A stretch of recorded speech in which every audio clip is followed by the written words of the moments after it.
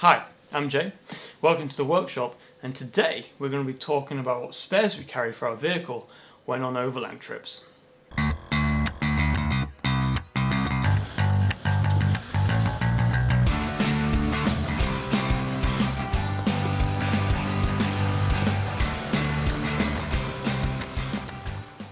So quickly, I'm going to start off by saying this isn't a hard and go fast guide on what you should be carrying, as it does vary from vehicle to vehicle.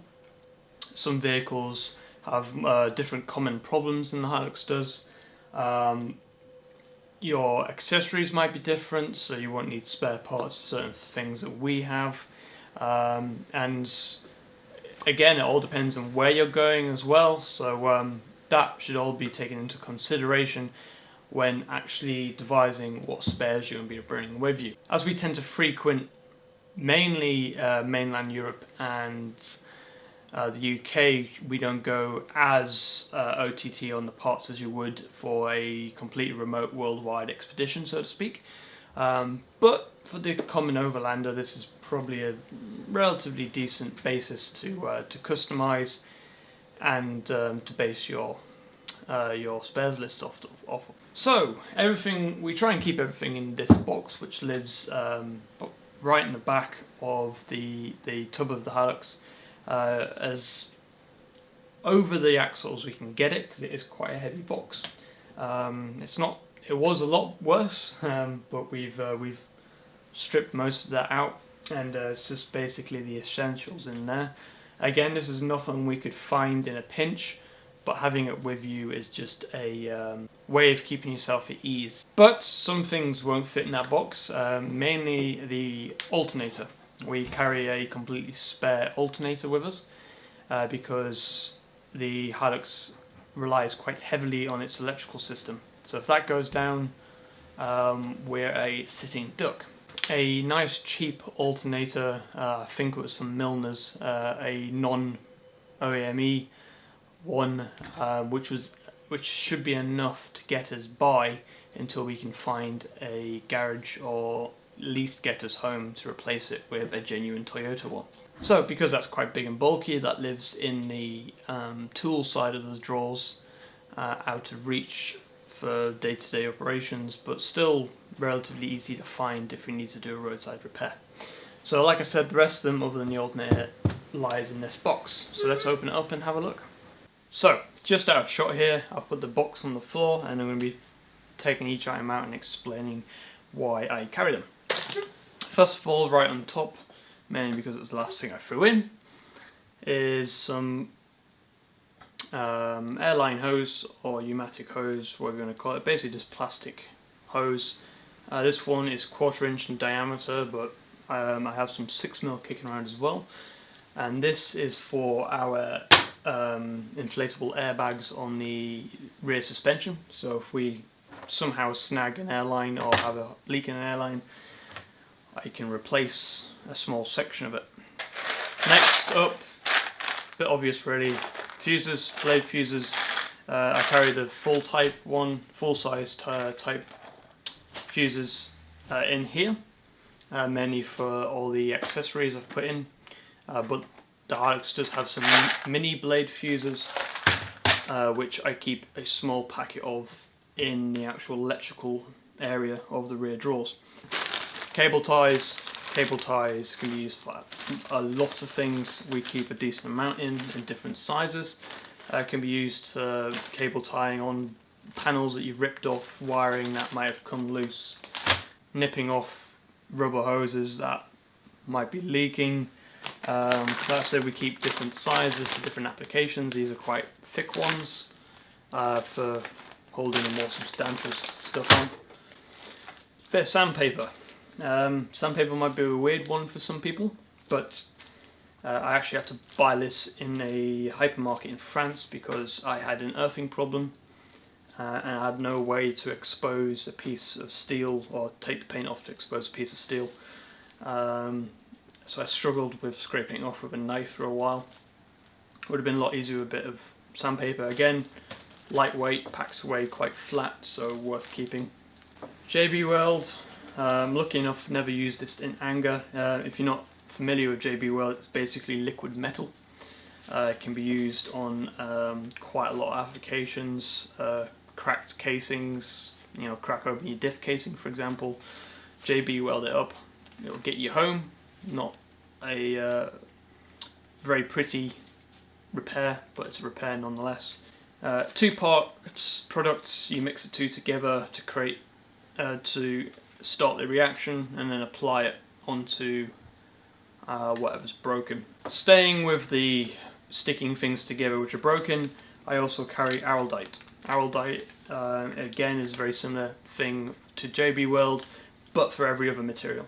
With the electrical thing, I like to carry what a lot of people call chock blocks, but connector strips, whatever you want to call them. Mainly using household stuff, but you somehow manage to sever a wire on a vital piece of equipment.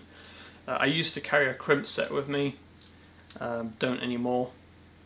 So this is my way of bodging two wires back together. And I normally wrap it in some electrical tape, which I carry quite a lot of as well. Hoses, I think this is the only hose I carry. I might be wrong, there might be another one tucked down there somewhere, but this is my, what is it? I think it's my top hose on my radiator. Yeah, it's one of the radiator hoses. And I got it mainly because it's quite an intricate bend, which you might struggle to repair with a just a piece of tubing the right size, so which is why I carry that. Relatively inexpensive, and again doesn't take up a lot of space. Right, next up, filters. I carry an oil filter. To be fair, I'm not entirely sure why. I could probably get rid of that if I'm honest with you, because I'm not too worried about the oil filter being damaged. It's quite well protected within the engine bay, so there's not a lot that could pierce it potentially. Again, I went a bit overboard to begin with and then dialed back, so I guess that's something I could get rid of. The only reason I'd probably carry one is if I was planning an oil change on the trip, and that would only be if I was away for quite a long time. We're talking 6 months to a year, which isn't in my too near future, so that would be something I'd be potentially removing.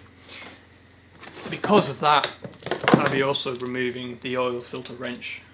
This one is like a bit of a spider leg one, and I only got it because it is a bit of a pain to get in there. But if I've got no oil filter, I don't need an oil filter wrench. Another filter I carry is a fuel filter. A fuel filter is something that I will be keeping, mainly because if you have a bad bit of fuel when you're away, or your tank gets contaminated, your fuel filter is your saving grace, but it will also be a problem. So you'll need to be able to change the fuel filter. So having one handy will save you trying to run around and find one. Keeping on the subject of filters, another thing I carry is quite an obvious one, a new air filter. The Hilux has quite a big air filter.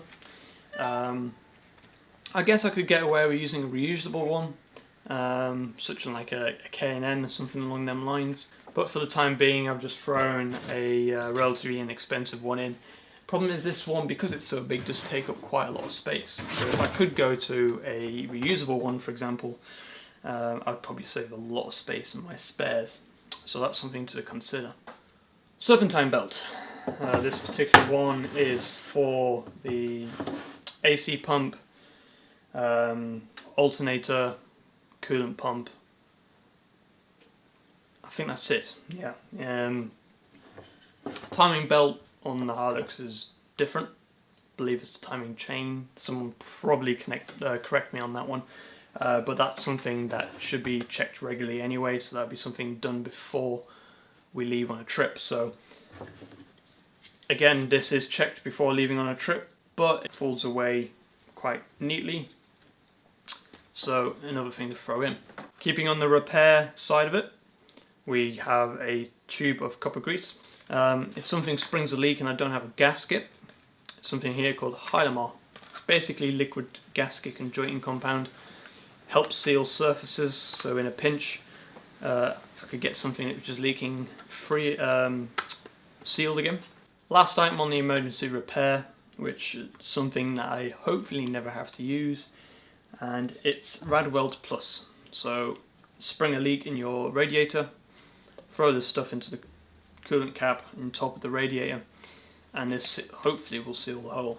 Right, a couple of things before I move on to oils that I carry and liquids that I carry. We have a set of mega fuses. These are the fuses for the winch and the connection between the front and rear battery. Again, quite difficult to get hold of when you're out on a trip, so I carry 4 of them. Something I should probably carry a little bit more of, but I don't. And this is carried for a slightly different reason. These 2 bolts are used to jack the drums off of the rear drum brakes of the Hilux. That is the only 2 bolts that I carry in case I need to take the drum off on the side of the road for whatever reason. That's there because they get stuck on after a while, so you need to use these to jack the drums apart. Okay, finally moving on to oils. I carry a jug of the Magnatec 10 weight 40 engine oil. This is the stuff we use regularly, stuff that's in the Hilux at the moment. 4 litres of it should be enough if we spring a leak somewhere and manage to get it fixed for whatever reason. This should be enough to get us to somewhere I can be recovered, for example. And it's there for top-ups as well. Antifreeze mixture. This is the concentrate stuff, so I'd have to mix it with some water. But this is the same red stuff, or very similar red stuff, that's in Toyota's long life coolant. Not exactly the same stuff, but it's coolant. Anything will do. Hidden in here we have a spare bulb set. This is the bulb set for the actual Hilux. I carry another bulb spare kit in the cab for legality reasons when travelling in France, but this is the one I would be using to actually repair replace a broken light. DOT 3 and 4 brake fluid. This is the same stuff which runs the brake fluid and the power steering in the Hilux, so we have a bottle of that, and I've just realised it's leaking, so I need a new bottle of that and to clean all this up. Automatic transmission fluids. The Hilux is an auto, so we need, if I need to top up the transmission fluid for whatever reason, I've got some here. And when I said before that the brake fluid is power steering, I was mistaken. It's the ATF fluid, which is the power steering fluid as well. So this does the power steering fluid and obviously the automatic transmission. So I've got top up of both. Last but not means least is diff fluid. I've only got the rear diff because the front diff is quite well protected, and that is checked before we go away. This is limited slip diff oil because obviously it is a limited slip diff. The rear one is a lot more exposed, so there's a lot bigger chance of it being cracked, hitting a rock, for example. So that's it. That's everything I carry in my spares box. Again, like I said, a lot of things are electrical related, so things like jumper cables and stuff, which I classify as tools, aren't part of this kit, but would also help electrical problems. I do carry duct tape somewhere in the vehicle. I couldn't actually tell you where it is right now, which is the only other thing which isn't here. I think that's about it. But please do comment in below what you carry and what you would add or even take away from this. I have taken the oil filter and the oil wrench out of this particular kit now, so it's not in there anymore. Yeah, please like, comment and subscribe, and hopefully this has been some help to you, and shall see you later.